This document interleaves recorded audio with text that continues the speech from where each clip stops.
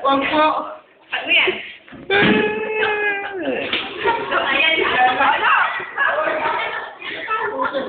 CR po ng babae, CR po ng lalaki to. Pinugbog ang isang lalaki. Ayun na sila, nagugulo na. Ito pa, isa. Binugbog na si Mary. Documentation po. Ito na.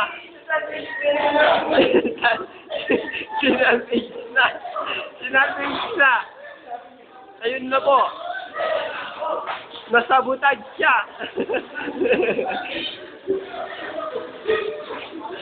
Binugbog na po si Mary.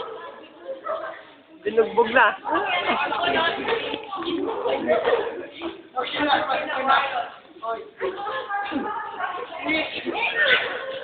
Ano mo kasi ba?